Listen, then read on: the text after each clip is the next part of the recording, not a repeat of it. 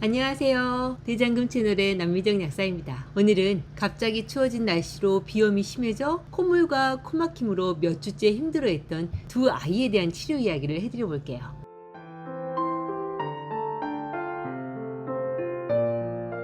첫 번째 영준이는 14세로 키 169cm에 몸무게 57kg인 마른 체형의 남자아이예요. 평소 영준이는 음식도 골고루 잘 먹고 소화나 대변도 괜찮으며 잠도 잘 자고 체력도 그리 나쁘진 않아요. 하지만 이번 가을처럼 갑자기 기온이 뚝 떨어지는 환절기가 되면 여지없이 콧물과 코막힘으로 아침부터 저녁까지, 아니 잠을 자면서도 코로 숨 쉬는 게 영 편치 않아 컨디션이 영 좋질 않지요. 왜 코가 불편하면 머리도 영 막지 않잖아요. 예전에 제가 비염에 대한 이야기를 하면서 비염은 단순히 코의 문제가 아니라 몸 전체의 문제가 나타나는 것이다 라고 한 말 기억하세요? 사실 우리 영준이는 위나 장 상태는 비교적 괜찮은 편이지만 어릴 때부터 아토피가 있어 피부 전체가 많이 건조해 보여요.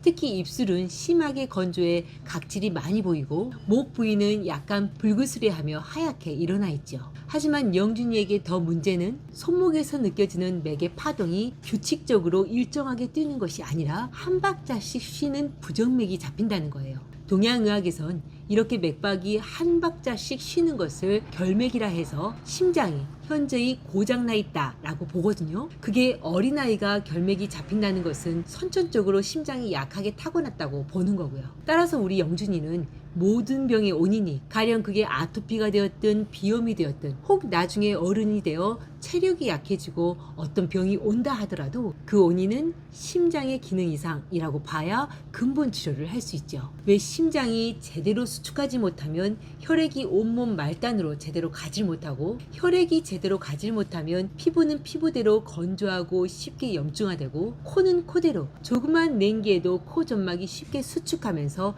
재채기와 함께 콧물을 만들어낼 테니까요. 또한 이런 심장은 일상생활에도 쉽게 열이 차올라 찬 것을 자주 땡겨하고, 또 찬 음식은 콧물을 더 많이 발생시키니 계속되는 악순환으로 비염이 잘 낫지 않게 될 거고요.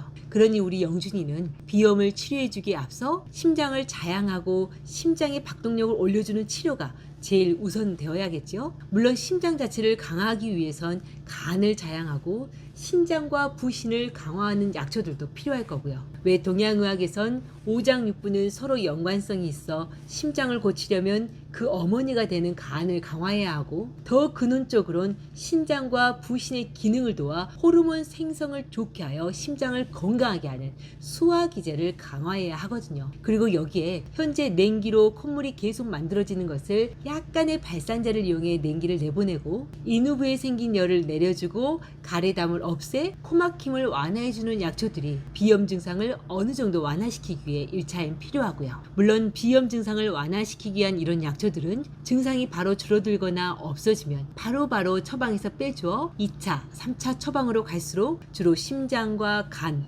신장을 강화시키는 약초들로 약한 장부를 자양해주면 되어요. 물론 중간에 다시 비염 증상이 생기면 그때엔 과립 정도로 힘든 증상만 조금씩 해결해주면 되고요. 그리고 이렇게 영준이의 약한 부분을 보강해주고 근원적으로 심장이 강화가 되면 어느새 우리 영준이는 피부도 촉촉해지고 윤기 있게 될 것이고, 만성적인 비염도 어느 순간부터 내가 원래 비염이 있었나 할 정도로 있게 될 수 있어요. 또 심장과 함께 강화시킨 부신 덕분에 체력도, 또 성장이나 청기도 자신의 원래 기능보다 향상시킬 수 있고요.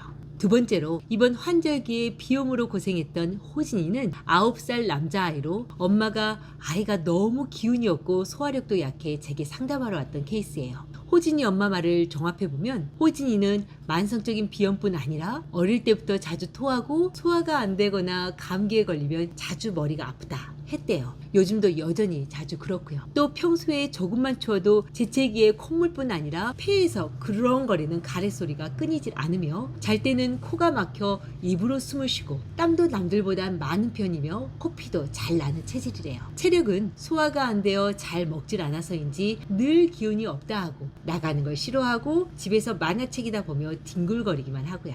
여러분은 어떻게 생각되세요? 도대체 우리 호진이는 어떤 체질로 왜 비염이 오래 오랫동안 낫질 않고 소화는 소화대로 안 되고 기운도 약한지 이해하실 수 있으실까요? 참고로 호진이 맥박은 오른쪽은 아주 약하게 75 정도를 뛰고 왼쪽은 약간 열감이 있게 느껴지면서 80 정도를 뛰어요. 동양의학에서 오른쪽 맥박이 약한 건 선천적으로 상초, 심장과 폐의 기운이 약하게 타고난 체질로 보아요.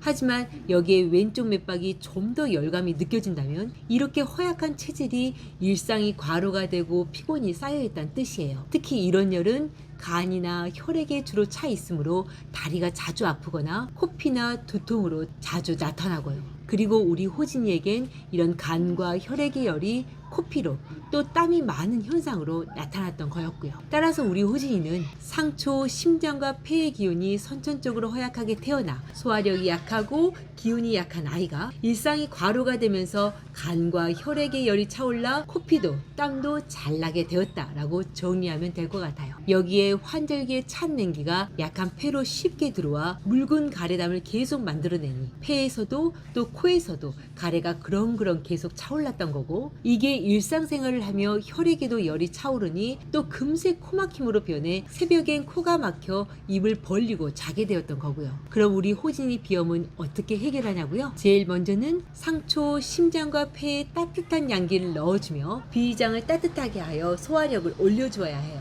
여기에 오랜 기간 기운이 약해 혈액의 힘도 하초의 양기도 부족해져 있을 테니 혈액의 질도 하초의 양기도 함께 올려야 하고요. 하지만 현재 비염으로 코가래가 계속되고 기관지에도 가래담이 계속 만들어지니 침입한 냉기를 발산시켜주면서 가래담을 삭혀주고 과로열을 식혀주는 약초도 호흡이 편해질 때까지는 당분간 필요하겠죠. 호진이는 여기에 현재 코피도 땀도 너무 쉽게 나니 이를 조절해주는 약초도 들어가야겠고요. 물론 예전에 말씀드렸다시피 이 모든 약초가 1차에 다 들어가야 한다는 건 아니고 이 중에 1차, 2차, 3차로 써야 할 약을 구분해서 써야 하는 걸 이해해 주시고요. 오늘 같은 비염이지만 다른 체질을 가진 영준이와 호준이의 다른 처방 이야기 재밌게 들으셨어요? 한약으로 비염을 치료한다는 건 지금 당장의 코 증상이 해결되어 이번 환절기엔 잘 지나갔다 라는 그런 개념은 아니어야 한다고 생각되어요. 적어도 한약을 썼다면 당장의 비염은 완전하진 않아도 원래의 체력이나 소화력이 더 좋아져 밥도 잘 먹고 몸 자체가 건강하게 바뀌어 얼굴에 윤기가 돌 때 이젠 웬만한 감기나 비염쯤은 스스로 이겨내겠구나 하는 자신감이 생길 정도가 되어야 제대로 비염을 치료했다라고 하는 게 맞는 말이죠.